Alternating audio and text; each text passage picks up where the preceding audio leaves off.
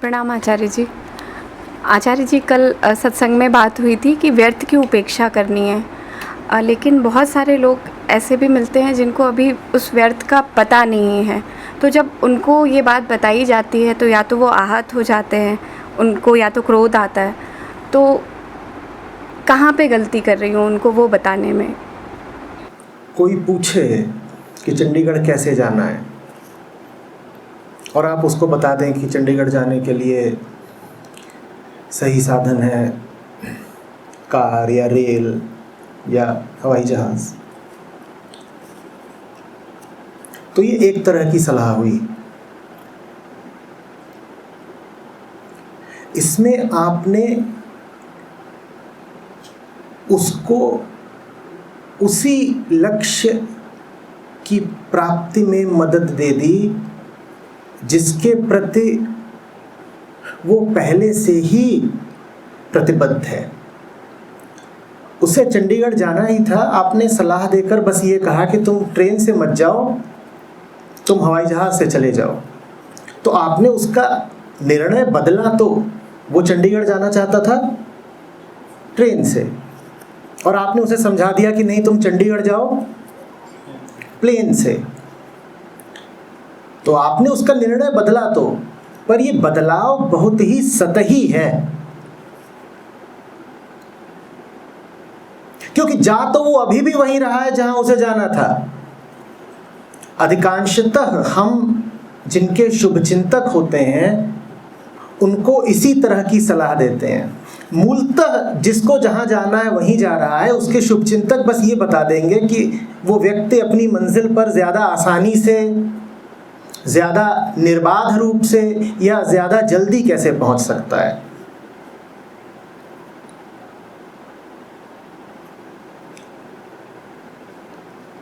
लेकिन जब आध्यात्मिक केंद्र से संचालित होकर आप किसी को सलाह देते हैं तो आप ये नहीं करते कि चंडीगढ़ जाने वाले को चंडीगढ़ जाने का ही सर्वोत्तम तरीका बता दिया। आप ये भी नहीं करते कि चंडीगढ़ जाने वाले को आपने लखनऊ भेज दिया या कलकत्ता भेज दिया। आप फिर कुछ और ही कर जाते हैं। आप कहते हैं कि देखो वो कौन है तुम्हारे भीतर जो तुम्हें चंडीगढ़ भेज रहा है, और देखो कि चंडीगढ़ पहुंच के वो पाएगा क्या। अब आपने सिर्फ उसका तात्कालिक लक्ष्य ही नहीं बदला है, आपने उसके भीतर के उस केंद्र पर ही सवाल खड़ा कर दिया है, जो केंद्र उसके जीवन के एक नहीं सभी निर्णय कराता है। अब आप उसका सिर्फ यही निर्णय नहीं बदल रहे हैं कि उसे चंडीगढ़ जाना है या नहीं, अब आप उसका ये निर्णय भी बदल रहे हैं कि उसे मकान बनवाना है या नहीं, और पैसा कमाना है या नहीं, विदेश में बसना है या नहीं, एक बच्चा और पैदा करना है या नहीं। किसी को आप इतना बता दें कि ट्रेन की जगह प्लेन से जाओ, वो आपका बहुत विरोध नहीं करेगा। आप उससे कहते हैं कि गलत निर्णय कर रहे हो तुम, साफ बता ही देता हूं, ट्रेन से जाना ठीक नहीं है, प्लेन से जाओ। वो आपका विरोध करेगा भी तो थोड़ा बहुत तर्क करेगा। उसके बाद अगर बात आपकी उसे जचेगी तो मान लेगा। उससे ज्यादा विरोध वो तब करेगा जब आप उससे कहें कि चंडीगढ़ नहीं जाओ, तुम लखनऊ जाओ, तो अब वो विरोध करेगा। लेकिन आध्यात्मिक तल पर जब सलाह दी जाती है तो न ये कहा जाता है कि प्लेन से जाओ, न ये कहा जाता है कि लखनऊ जाओ, कहा जाता है ठहर जाओ। ठहर जाओ और बताओ कि कौन है तुम्हारे भीतर जो तुम्हें कभी इधर कभी उधर भगाता रहता है। जहां को भी जाना चाहते हो, जाने वाले का नाम तो बता दो। अब वो आपकी बात नहीं मानने वाला, अब वो घनघोर विरोध करेगा, क्योंकि आपने उसकी केंद्रीय सत्ता पर ही प्रहार कर दिया है। आपने उसके केंद्रीय अहम पर ही प्रश्न चिन्ह लगा दिया है। आप कह रहे हैं कि तुम जो कुछ भी कर रहे हो मुझे बताओ कौन है करने वाला और क्यों कर रहा है। अब आप मात्र उसके एक निर्णय पर सवाल नहीं खड़ा कर रहे, बात समझ रहे हैं? अब आप उससे कह रहे हैं कि मैं निर्णेता पर ही सवाल खड़ा करना चाहता हूं। अब आप ये नहीं कह रहे हैं कि न्यायालय का एक फैसला गलत आ गया है, अपील करनी है। अब आप कह रहे हैं न्यायाधीश ही गलत है, मैं न्यायालय की संस्था से ही सहमत नहीं हूं, मैं इस इंस्टीट्यूशन से ही सहमत नहीं हूं। अब वो आपको माफ नहीं करेगा। आपने अगर इतना ही कह दिया होता कि न्यायालय की संस्था तो ठीक है, जो इंस्टीट्यूशन ऑफ कोर्ट है, जो इंस्टीट्यूशन ऑफ जुडिशरी है, वो तो ठीक है, उससे बस एक फैसला गलत हो गया है तो हम प्रतिवाद करते हैं, हम अपील दायर करना चाहते हैं, तो कोई आपका बड़ा विरोध नहीं करता। कहते ठीक है, मूलतः तो तुम हमसे सहमत ही हो, मूलतः तो तुम भी मान रहे हो कि न्यायालय होना चाहिए और न्यायाधीश भी ठीक ही है, बस तुम ये कह रहे हो कि एक निर्णय अपवाद स्वरूप गलत हो गया है। कितना गलत हो गया है? बस एक निर्णय। पर अध्यात्म में जब आप किसी को सलाह देते हैं तो आप उससे कहते हैं एक निर्णय नहीं, एक निर्णय गलत है। एक निर्णय नहीं, एक निर्णय गलत है। क्यों गलत है एक निर्णय? क्योंकि निर्णेता ही गलत है, क्योंकि तुम्हारे भीतर का न्यायाधीश ही गलत है। तुम जो बन करके जीवन का प्रत्येक निर्णय कर रहे हो वो पहचान ही गलत है, तुम्हारा आत्म अभिमान ही गलत है, तुम जो बने बैठे हो वही गलत है। अब वो आपको कैसे माफ करेगा? आपने तो उसको मौत दे दी। आप उससे कह रहे हैं कि तुम्हारा कोई हिस्सा नहीं गलत है, तुम मूलतया ही गलत हो। लोग तैयार हो जाते हैं, कहते हैं हाँ इस मुद्दे पर मुझे लगता है मैं बहक गया, मान लेते हैं।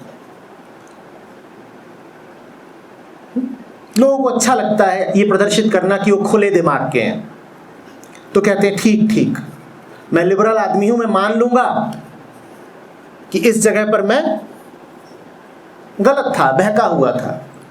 पर अध्यात्म आपको ये नहीं बताता कि आप किसी जगह पर गलत हैं या बहके हुए हैं। अध्यात्म तो आपको दिखा देता है कि आपका होना ही गड़बड़ है, बुनियाद ही गलत है। घर का कोई सामान नहीं गलत है, घर के खिड़की दरवाजे भर नहीं गलत है, घर का रंग रोगन ही नहीं गलत है, घर की बुनियाद ही गलत है। अब कौन आपकी बात सुनेगा? आप तो किसी का घर गिरा रहे हो। आप किसी को सलाह दो कि आपका घर पीले रंग में है, इसको नीले में करवा लीजिए, खूबसूरत लगेगा, तो लोग आपको धन्यवाद देंगे, कहेंगे बढ़िया, आपने हमें कुछ बदलने के लिए कहा, अच्छा बताया। पर आप किसी को यह सलाह दे दो कि तुम्हारे घर की बुनियाद ही खोखली है, घर ढहा दो, तुम्हें नए घर की जरूरत है, तो कोई नहीं आएगा आपको शुक्रिया अदा करने। लोग कहेंगे ये तो घर गिराने की बात कर रहा है। ये अलग बात है कि बुनियाद खोखली है, अगर वो आपकी सलाह नहीं सुनेगा, दूसरा घर नहीं खड़ा करेगा, तो वो जिस घर में रह रहा है वो घर उसी के सर पे गिरेगा। लोगों के सर पे उनके ही घर गिर रहे हैं। लेकिन जब उन्हें बताओ कि ज़रूरत है तुम्हें एक नई शुरुआत की, एक नई दुनिया की, एक नए घर की, तो कोई नहीं कहता धन्यवाद। तो इसीलिए जब किसी को आध्यात्मिक सलाह दें तो हृदय में राम और सर पर हेलमेट रखें। घटिया सलाह जितनी दोगे धन्यवाद पाओगे। सद विचार बताए, सत्संगति दी, सही बात बताई, तो थोड़ा दूर से बताना, कोई भरोसा नहीं है, अब कुछ भी हो सकता है। क्योंकि सही सलाह तो एक ही हो सकती है कि बेटा तुम नशे में हो, इस हालत में तुम चंडीगढ़ जाने का फैसला करो, सड़क से जाने का फैसला करो, चाहे अंतरिक्ष से जाने का फैसला करो, चाहे कलकत्ता चाहे शिकागो जाने का फैसला करो, तुम्हारा हर फैसला गलत होगा। तुम कोई फैसला करो ही मत, तुम ही गलत हो, तुम्हारा कोई फैसला सही कैसे हो सकता है? तो फैसला बदलने की नहीं जरूरत है, तुम्हें स्वयं को मिटाने की जरूरत है। एक आध फैसला बदल के क्या होगा? एक गलत फैसले को बदलोगे तो दूसरा गलत फैसला कर बैठोगे। तो इसमें आपको किसी तरह की गलतफहमी में नहीं रहना चाहिए कि आप लोगों को समझाएंगी, बुझाएंगी और वो आपसे कहेंगे कि अरे हम तो अंधेरे में जी रहे थे, प्रियंका जी हमारे जीवन में प्रकाश बन के आई हैं।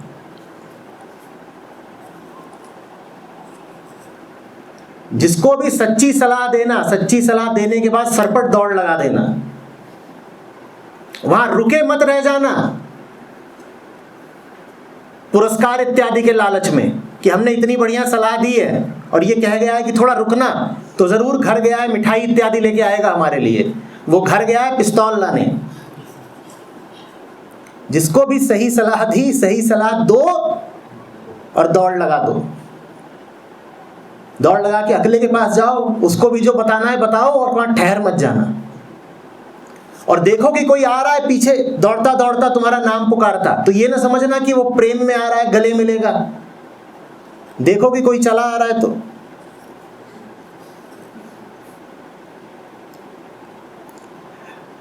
आज पहली बार हुआ है, पता नहीं हुआ है कि नहीं, कल ये लोग नियम तो बना रहे थे कि जो आगंतुक यहाँ बोध स्थल में पहली बार आए हैं उनकी फ्रिस्किंग हुई है। हुआ है क्या जैसा?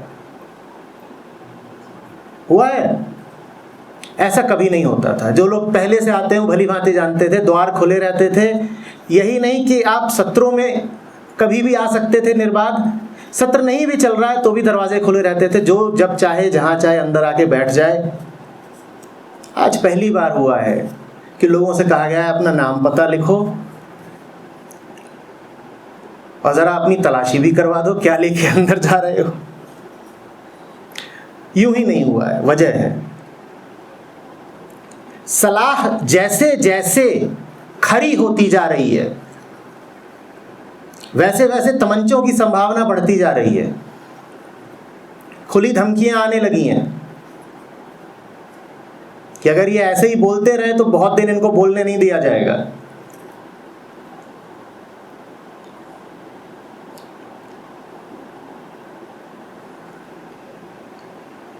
तो ये सब जान लें, माया से सीधी टक्कर है और वो हारना पसंद नहीं करती। आप भले ही उन पुरानी कहानियों के ही सपने ले रहे हो जिसमें कि शिष्य आता था और गुरुजी के चरणों पे लौट जाता था कि आपने तो मेरी जिंदगी बचा ली, सुधार दी। कहानियां बस कहानियां हैं।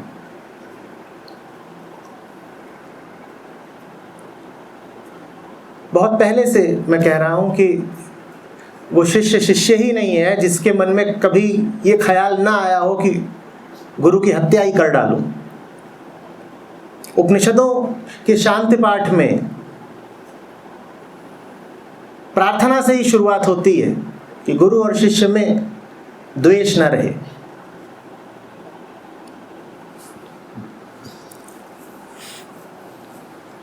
तब भी ये बात साफ समझी गई थी कि द्वेष की संभावना बहुत है। जब द्वेष की संभावना है और ये सदा से ज्ञात है कि है, तो फिर आप ये उम्मीद ही क्यों करते हो कि द्वेष नहीं होगा? आपका प्रश्न इसी उम्मीद से आया है कि मैंने तो किसी को सही बात बताई, वो नाराज क्यों हो गया, भड़क क्यों गया, वो दुश्मन ही क्यों बन गया?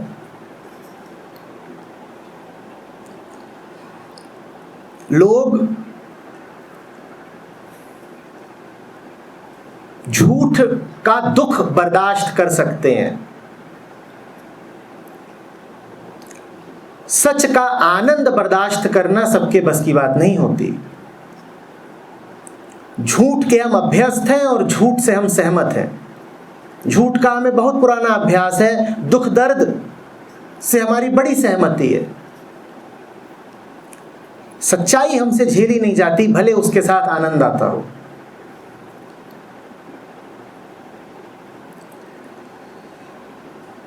तो तैयार रहिए।